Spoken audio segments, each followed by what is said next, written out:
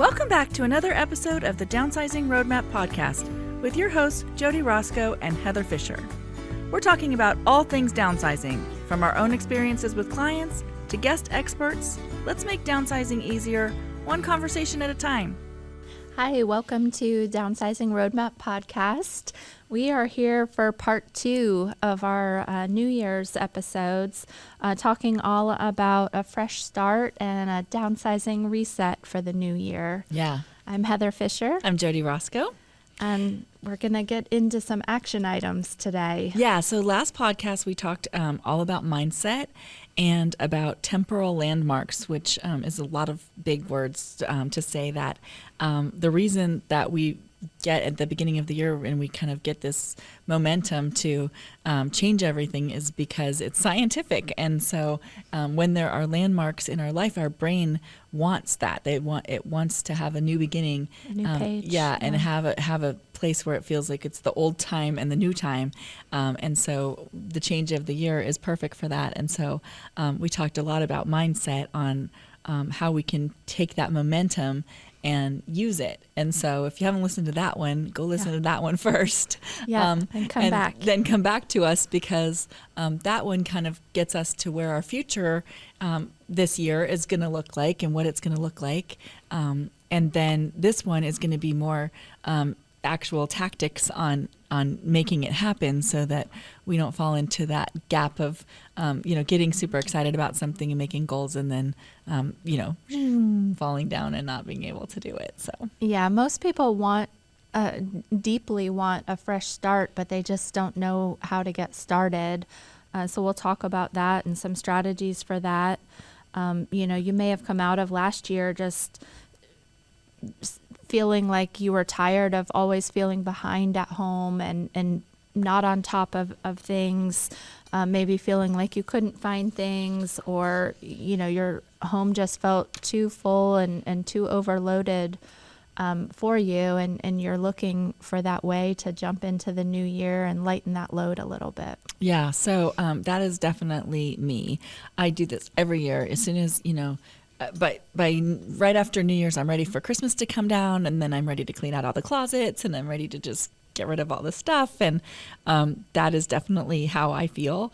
And so the reason that we don't end up doing that like continually, if you're one of those people who doesn't end up continually doing that, is because you haven't really changed your identity around who you think you are. So if it's all the stuff that just continually accumulates in your house, you're not somebody who tells themselves that you're, live simply. An organized person that lives simply. Just, say that to yourself on repeat until you believe it. Right. So think about things like what drained you in your home last year, what felt too cluttered or chaotic, and, what would freedom feel like. And so we're going to take all of that from last episode, and we're going to start in on some areas that we can work on. So yeah, I think really identifying those hurdles will let different areas of what we're talking about today let you know what resonates with you the most. Was it getting ready for the holidays? Was it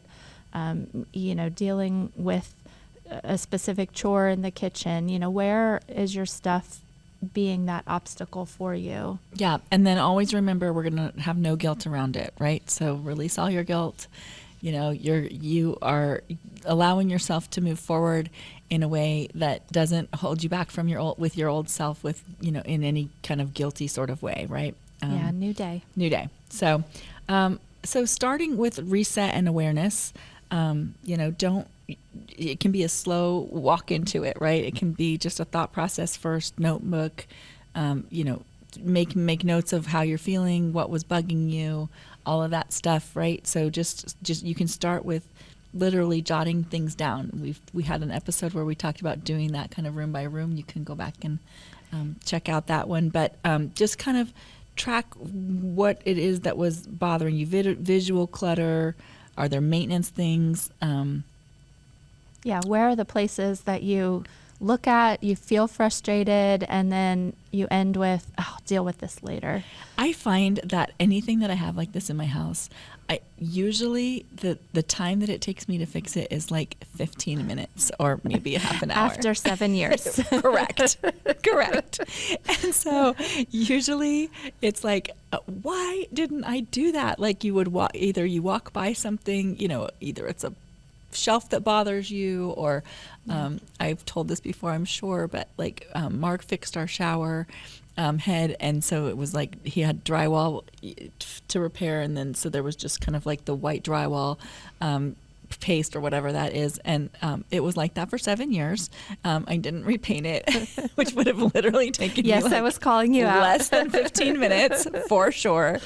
And I stopped looking at it. We stopped looking at things, but it really did, in the back of my mind, I'm sure it bugged me, right? So it bugs you.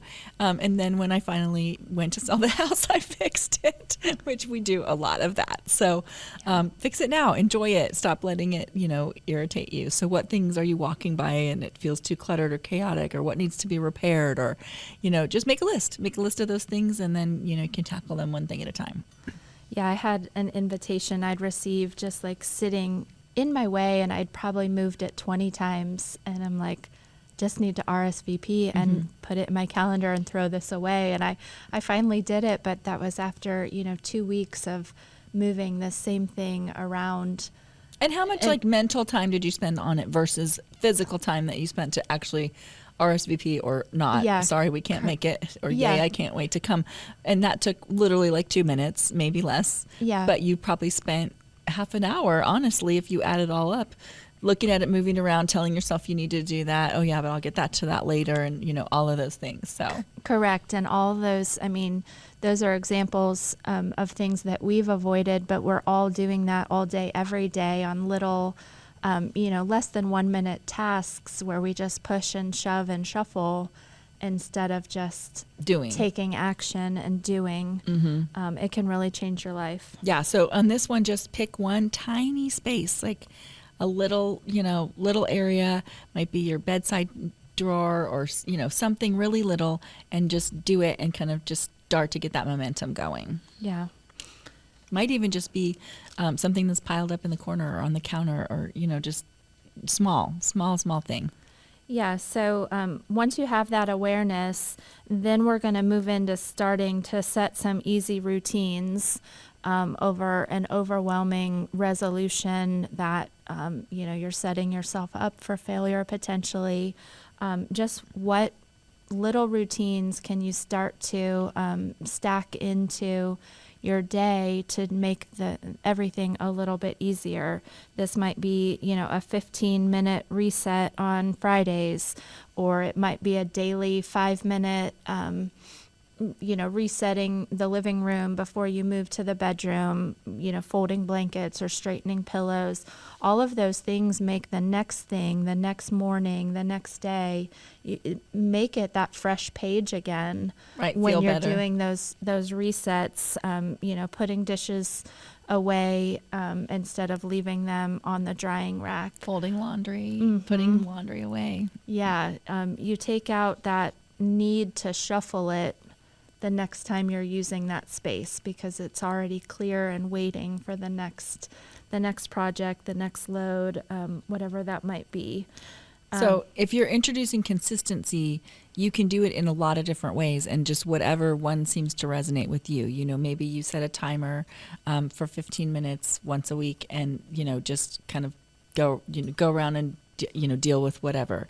Maybe it's you tell yourself you're going to let go of 10 items a week. Maybe you have a bag that sits somewhere, and that bag needs to be full by the end of the week for donation, or whatever it is. Just make a little game of whatever it is to kind of trick yourself to get consistency. But the consistency part is the part that matters the most, and it's that you're continually doing it, either 5 minutes a day or 15 minutes a week or whatever that is. Once you build that consistency, then you will just start to automatically do it, and it'll just start to happen. You'll just be like, oh, I don't want that surface with that stuff on it. That goes to donation there, or that goes to the trash, or that, and you'll just start keeping those spaces clean. Yeah, and as you're building those new routines, sometimes we find that you avoided a routine around it in the first place because there was some small hurdle. Right. So I would say, how can you remove that hurdle? For us, I know, I'm more of a casual folder, hold a shirt up and just fold it, and it's good enough for me. And, my husband is more, he wants the full flat surface to, like department store fold with much better creases than mine. But then he would avoid doing it until we had a specific, bigger folding spot. And it wasn't that he didn't want it folded or that he just, wasn't doing it. There was a little hurdle for him that he didn't have that surface. So really evaluate as you go through your day, are you avoiding something that could give you progress just because you don't have the right space cleared or the right home for something? Do you not put something away because it doesn't have a home? How Right. can you figure out those little tools to take those small hurdles away to make the routine easier? Right.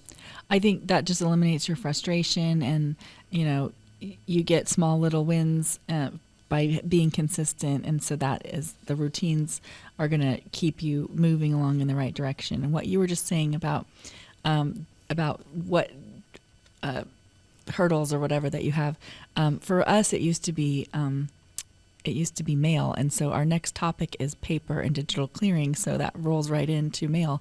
And number one, we didn't have a good place for it, so it would end up on the counter, which drove me crazy. And number two, like, there's just so much junk mail, that happens that you bring in that you don't need. So we changed our routine around it, and so if you go and get the mail, all of you, as you walk back up the driveway, all of the junk mail goes into, one hand and right into the garbage before you even bring it in the house, right?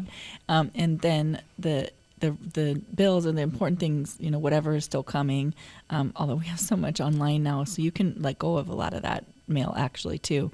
But that just goes straight into a specific place to be dealt with, right? So, and so it doesn't go on the counter anymore, which makes me very, very happy. Yeah, I mean, it's funny. I mean, households all over the world have that landing spot of the kitchen counters for things that are not kitchen related at all. Right.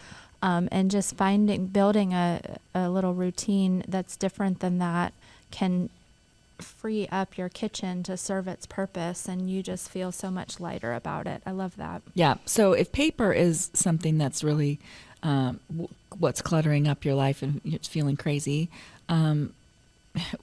here's a data point on it. The average American has 10,000 pieces of paper in their house.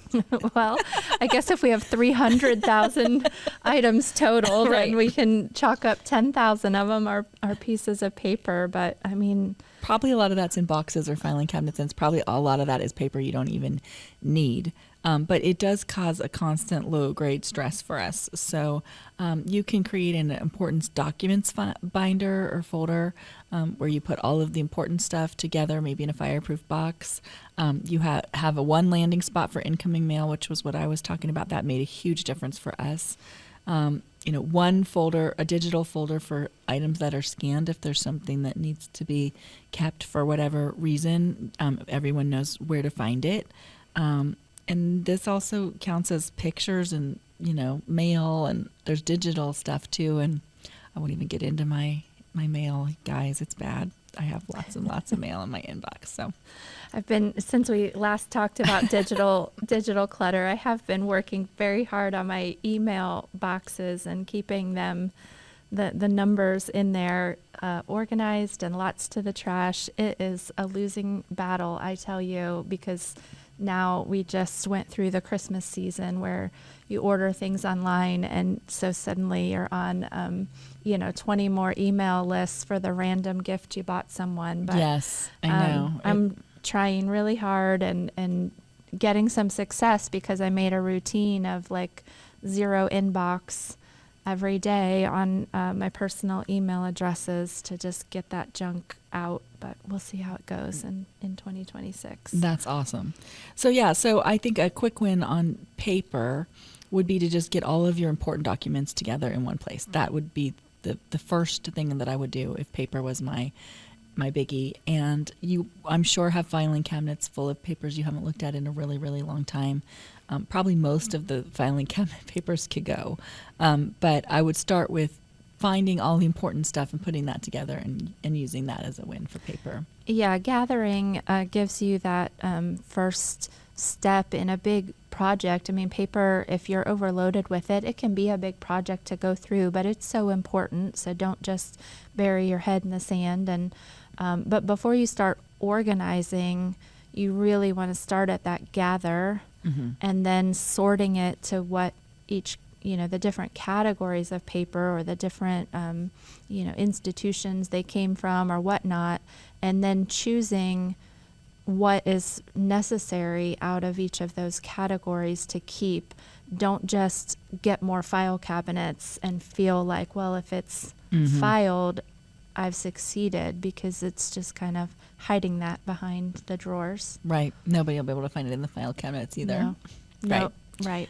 Right. So we do have a podcast on paper too. So go back and take a look at that one. That's a great episode. Yeah, that was a good episode on what to keep and all of those things. So if paper's what's really causing you some pain, go listen to that one, and that should help you out. So next up would be like safety and maintenance checks. So around the house, I think that's more like things that need to be repaired, or things that are bothering you. Is there a rug you trip on all the time? Yeah. What can we do to fix that? I actually found on Amazon they have these squares that are sticky on both sides, and you stick it to, like, if it's an area rug, you stick it to the bottom of the rug and the bottom of and the floor, and they work really great.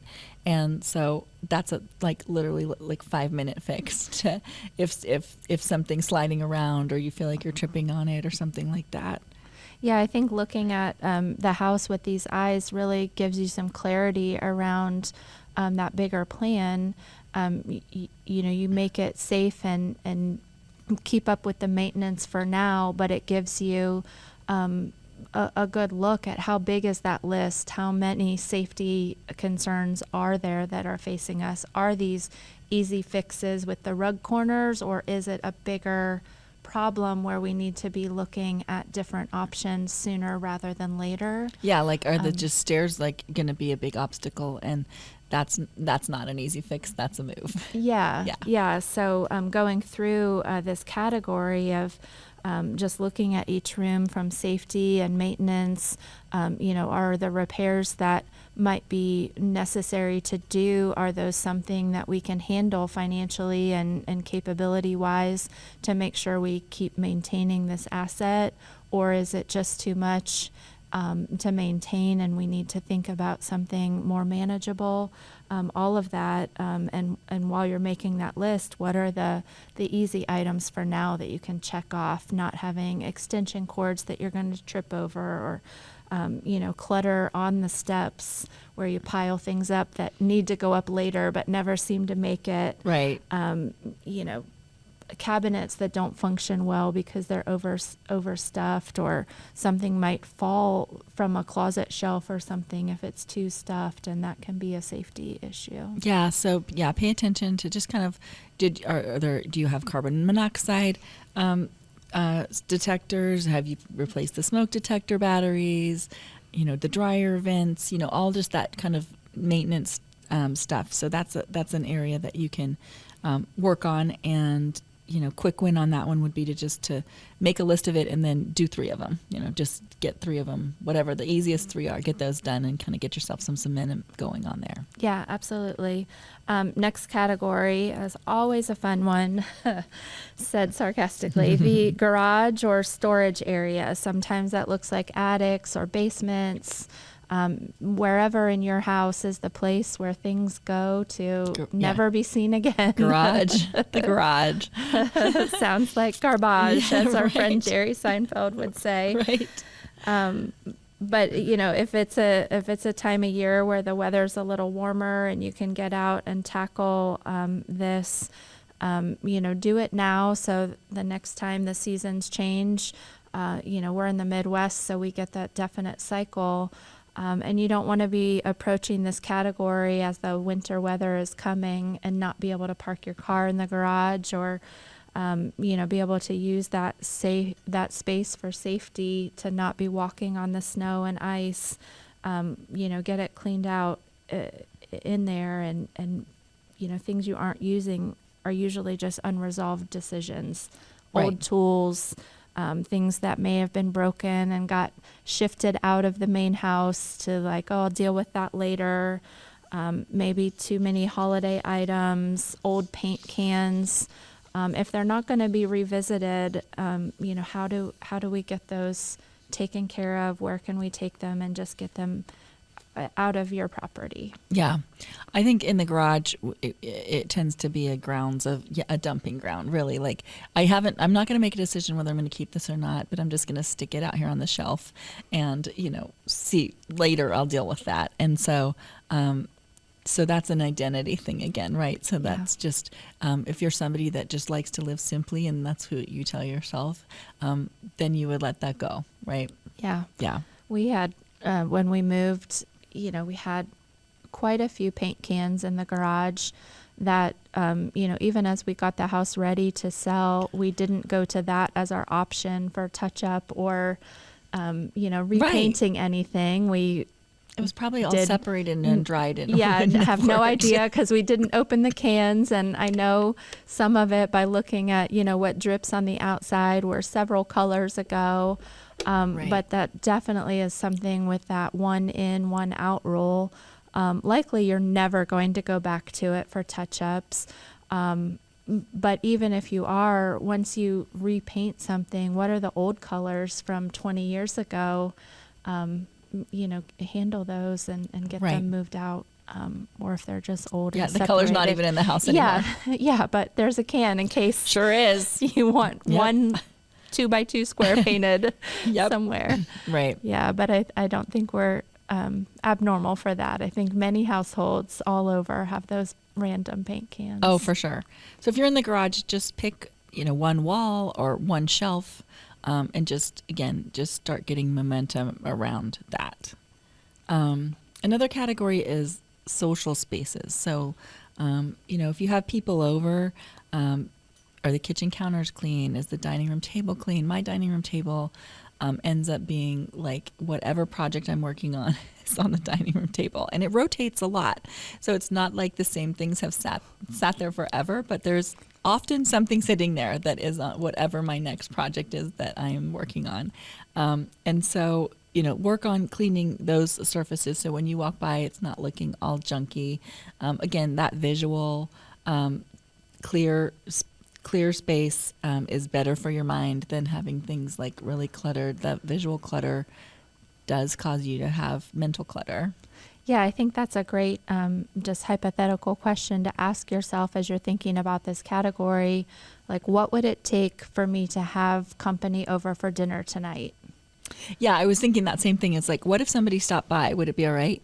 Like, do you feel like your house looks like it's in a place where it would be like, or are you the one who's like running around before people come and like tidying everything up, right? So what if we just lived in that way where it would be okay if they just stopped by? And I do know some people who live like that. And we had a neighbor and they were gone and it started to rain and they called us and they said, hey, we're out. Can you go over and shut our windows? And their house was like immaculate. And we were like, wow. Yeah. Yeah. I mean, it just frees your mind and takes that burden. And I firmly believe that when you make room for things, they show up in unexpected ways. So if you make room for those social aspects in your life and you live a life where it could happen at any moment, then I think, fate has a way of then bringing those opportunities to you and you grab them. And so you can really fill your life with people that you love because you're ready for it. I just believe when you make room for something, it appears and fills I totally agree that with space. that. So that's a great way to just bring some more social into your life, as being ready for it. I totally agree with that. So quick win on this one would be to choose one surface to keep clear all month. whether that's the kitchen counter, or for me, that would be the dining room table, whatever that looks like. Maybe it's outside porches or patios, or, whatever that looks like. Pick an area and just, that would be in a social space where if people came to your house, they would be looking at it, and just keep that clean. Yeah. Okay, next category. This is sentimental lightening. So starting to move into a category that's a little more challenging sometimes, but you've done all this work so far on some of the easier categories. This would be things like kids' items that you still have, old hobbies, photos, cards, things like that, those sentimental items that might be taking up a lot of physical space. How can you manage those, release some of it, honor some of it? Lighten the load. Yeah, lighten that load.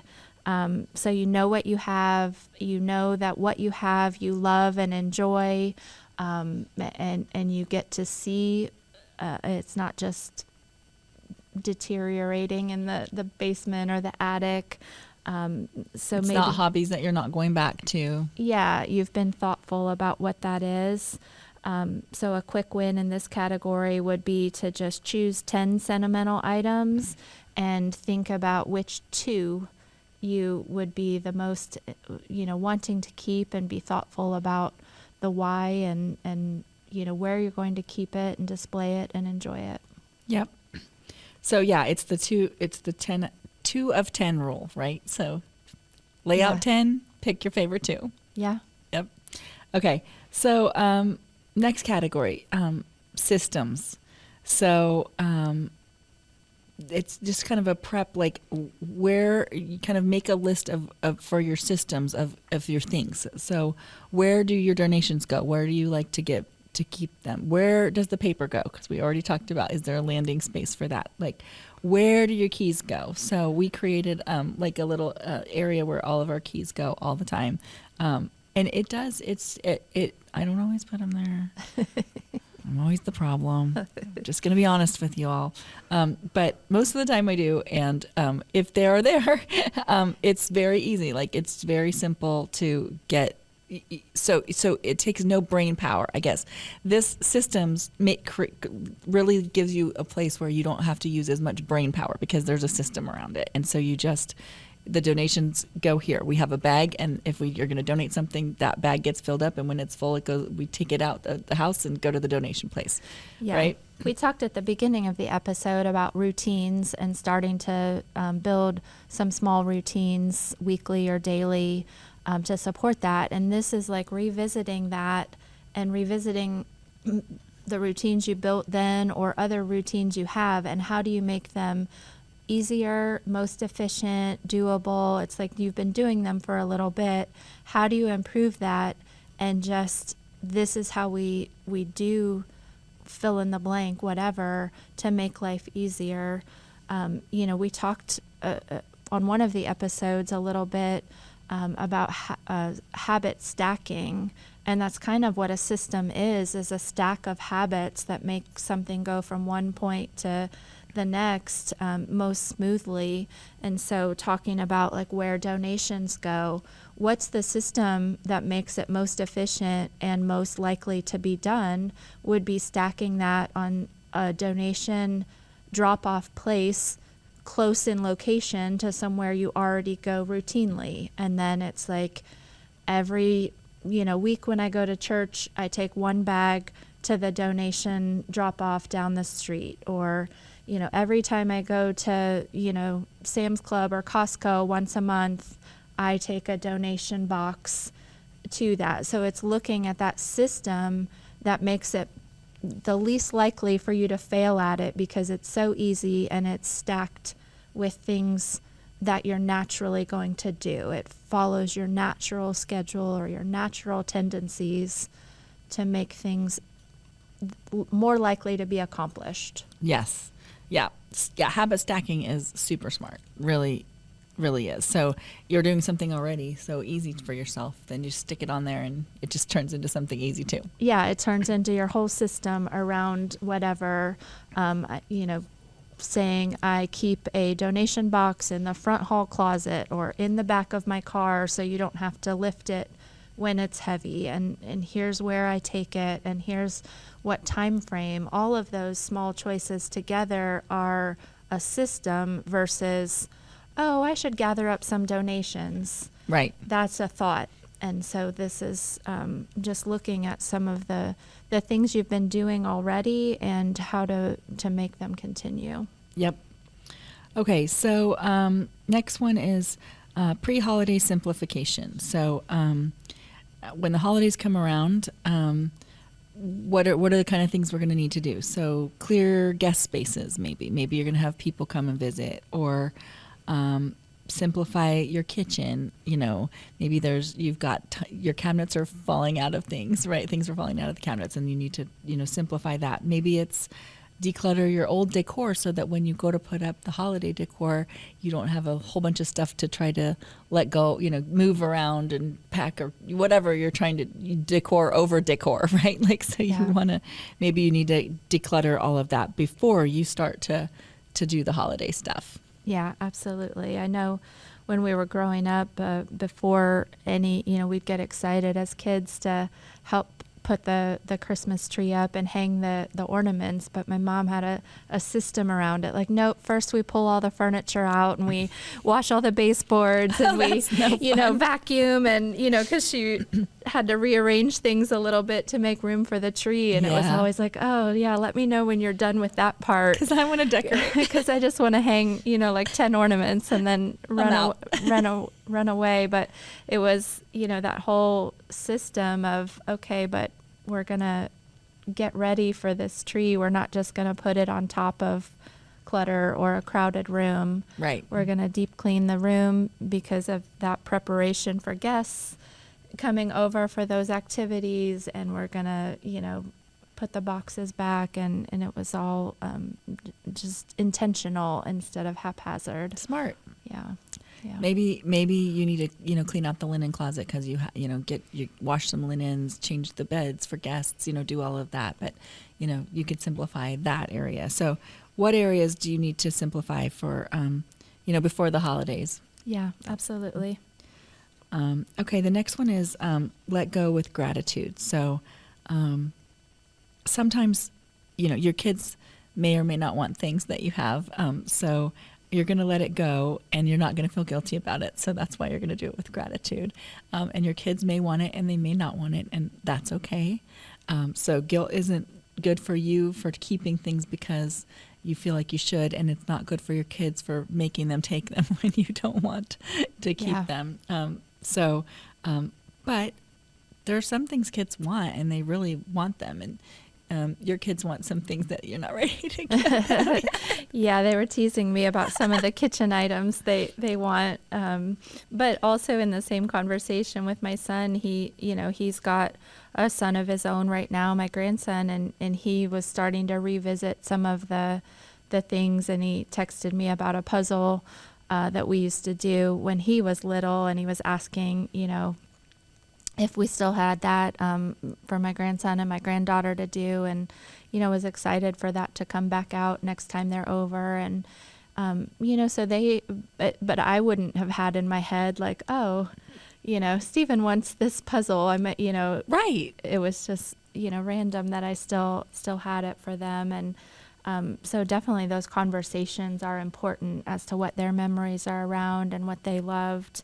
And then if it's not for them, if you have things that you're ready to give away, but it's not the things your kids want, there are so many places to give, that you will receive that gratitude, or know that gratitude is out there for the people receiving it. There's a lot of people in need, and you can really give with a big heart for sure of stuff, and know that someone's putting it to good use. And when you're looking at the stuff, look at it through a lens of like what your legacy is, like what you're known for, what you want, to keep, to remind yourself of what that looks like.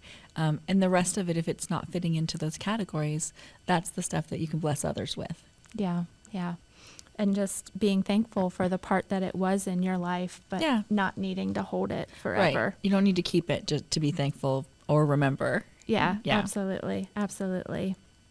So as we cycle back around, to get through kind of all of these main categories, as always, at the end, you want to look at your progress and celebrate your wins. Yeah. If you've been going through these categories over the course of a few weeks or a year or whatever that looks like, time frame wise, at the end, make sure, or multiple times through the process, make sure you're celebrating your wins, you're enjoying a space you may have freshened up and cleaned out, and just, sit in that and think about what feels easier in your day because of what, and how can you multiply that? What's the next hurdle you can ease up on yourself? Notice what happens to your emotions when you walk into a room that you've, cleaned out a lot, or how do you feel when you open a closet door and it's fresh and clean? Was dinner easier to make because your drawers aren't stuffed to capacity with utensils you don't use? Ask yourself, what worked while you were doing this? What didn't work? What felt easier than you thought it was going to be? And have you put systems in place, and how are they working? And what other systems could you put in place, to make life easier? Yeah. So what kind of, rhythm do you want to keep? Do you like the 5 minutes a day? Do you like the 15 minutes a week? What is it that works for you? Is it that you need more landing places for all the things, or everything has to have its place, and if it doesn't have a place, you have to find the place? What is it that you're feeling like really would make a difference as you keep moving through it? Yeah, are there still any daily frustrations that should be the next logical thing to address? Just evaluating and celebrating, and just, resting for a moment. And then, as always, rinse and repeat. Right. It's always time to just kind of go back through the process and do that. So, as you go through all of these categories, we've given episodes on different challenges that can help you through them, episodes on specific categories like the photos or the garage or heirlooms, things like that. So seek those out. And then in general, there's 4 questions that can guide every decision you're making on downsizing, as you're going through your stuff. So you can apply these in different ways. But number 1, do I use it? Number 2, do I love it? Number 3, would I buy it again? And number 4, does it support the life I want to live this year? So if you're feeling stuck on anything, those are the go-to questions. Love those. So, work your way through this stuff, and hopefully that will give you some incentive. Use that original old year, new year temporal landmark to find your motivation on it, and then start taking action on some of these different areas. Yeah, absolutely. Okay, well, I think that's it for this episode. If you need any resources, our website, downsizingroadmap.com, please reach out to us. We love your reviews, for you to listen to some of those past episodes on some of these categories, and to reach out to us through the contact us on our website. If there's anything you have questions on, or you need any resources, we would love to hear from you. Yeah, if there's an episode that you want to hear more about, if there's a topic you want to hear more about, let us know, and we'll do some research and share it with you. Yeah, awesome. See you next time. See you next time. Thanks for joining us on the Downsizing Roadmap podcast. If you found this episode helpful, be sure to subscribe, leave us a review, and share it with someone who might need a little downsizing inspiration. Have questions or ideas for future episodes? Reach out to us on our website, www.downsizingroadmap.com. Until next time, let's keep simplifying and moving forward.